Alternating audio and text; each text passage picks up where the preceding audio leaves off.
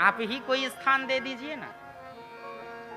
आपने यदि कोई स्थान दे दिया तो हम जीवन भर वही रहेंगे, उसके अलावा और कहीं नहीं जाएंगे। परीक्षित ने सोचा कि कहां स्थान दूं।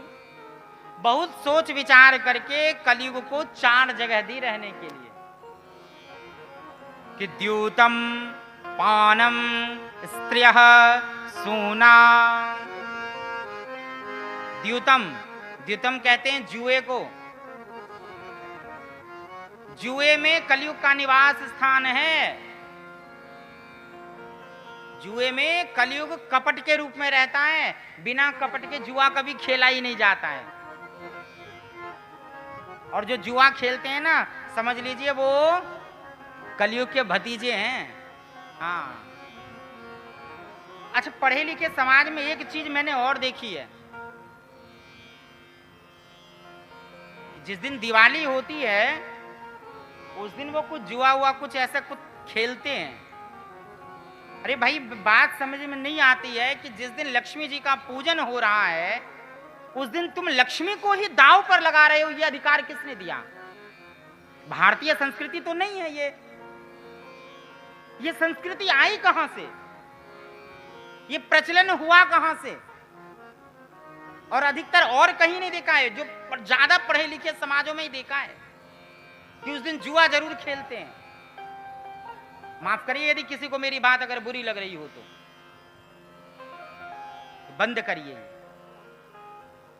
लक्ष्मी जी का पूजन हो रहा है, लक्ष्मी जी की उपासना हो रही है और आप लक्ष्मी को ही दांव पर लगाने पर बैठे हुए हैं।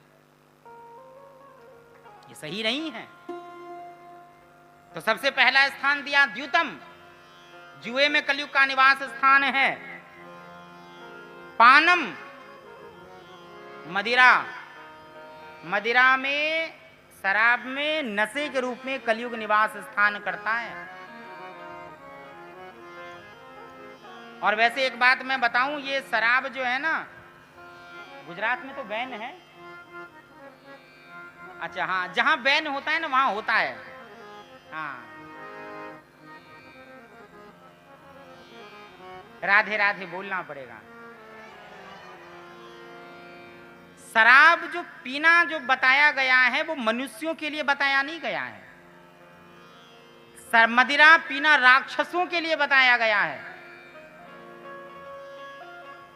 कई लोग कहते हैं महाराज हम पीते नहीं है, बस वो थोड़ी होली के दिन चल जाती है थोड़ी सी। अरे भाई, होली के दिन पीते भी तो हो। वो उस दिन होली के दिन वो शराब अमृत थोड़ी ना बन जाता है तो शराब ही। और पढ़े लिखे व्यक्ति को देखा है पी करके नाली में पड़े देखा है, बताओ।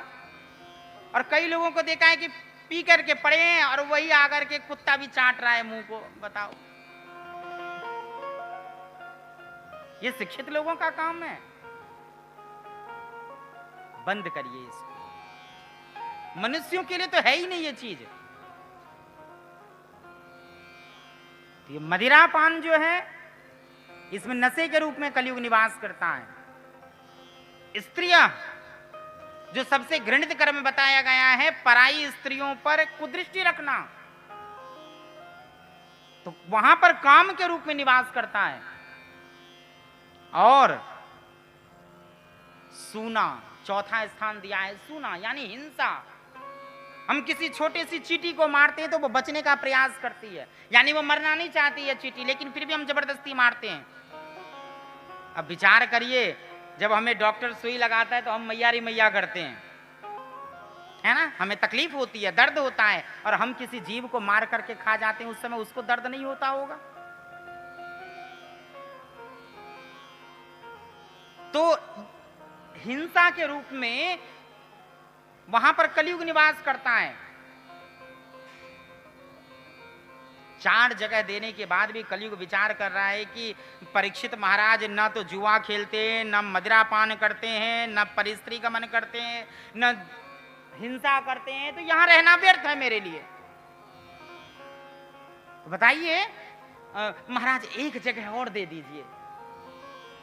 न जाने परीक्षित के मन में क्या आया, उन्होंने कहा कि जाओ, सोने में भी तुम्हारा वास है, और जैसे कहा कि स्वर्ण में भी तुम्हारा वास है, सो वो कलयुग सूक्ष्म रूप लेकर के परीक्षित के मुकुट में प्रवेश कर गया। और एक बात मैं निवेदन कर दूं, ये कलयुग ने जो 5वां स्थान लिया है ना सोने में, बड़ा मीठा मीठा बोल करके लिया है।